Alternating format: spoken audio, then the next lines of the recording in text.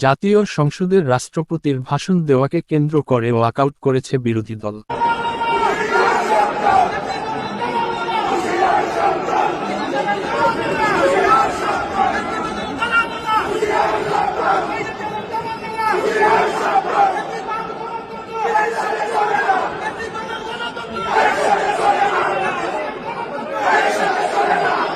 জাতীয় সংসদের প্রথম দিনেই এই ওয়াকআউটের ঘটনা ঘটল। বিরোধী দলের সংসদ সদস্যরা রাষ্ট্রপতি মো. শাহাবুদ্দিনের জাতীয় সংসদে বক্তব্য দেওয়ার বিষয়টিকে অভিনব কায়দায় প্রতিবাদ জানিয়েছে। রাষ্ট্রপতির সংসদে প্রবেশের ঘোষণা দেওয়ার সঙ্গে সঙ্গে বিরোধী দলের সদস্যরা চেয়ার থেকে দাঁড়িয়ে এর প্রতিবাদ করেন।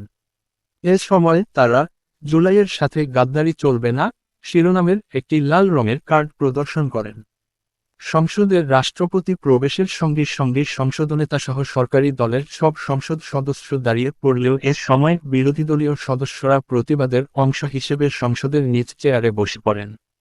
এ সময়ে বিউবলে জাতীয় সঙ্গীত বাজতে থাকলেও জামায়াতে ইসলামীর সংসদ সদস্যদের একটি অংশ চেয়ারে বসেছিলেন। অবশ্য তখন মন্ত্রী মির্জা ফখরুল ইসলাম আলমগীর এবং সংসদের কর্মকর্তারা জাতীয় সঙ্গীতের বিষয়টি ইঙ্গিত করে তাদের দাঁড়ানোর অনুরোধ করেন। এ সময় কেউ কেউ দাঁড়িয়েছিলেন, কেউ কেউ বসেছিলেন। পরে রাষ্ট্রপতি সংসদে তার বক্তব্য দেওয়া শুরু করলে বিরোধীদলীয় সংসদ সদস্যরা চিৎকার চেঁচামেচি করতে থাকেন। এক পর্যায়ে তারা রাষ্ট্রপতির বিরুদ্ধে স্লোগান দিতে দিতে সংসদকক্ষ ত্যাগ করে চলে যান। এর আগে স্পিকার হাফিজ উদ্দিন আহমেদ বিরোধীদলীয় সদস্যদের চুপ থাকার অনুরোধ করেন।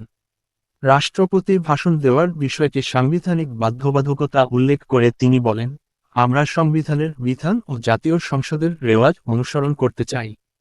দয়া করে আপনারা খারাপ কোনো দৃষ্টান্ত স্থাপন করবেন না।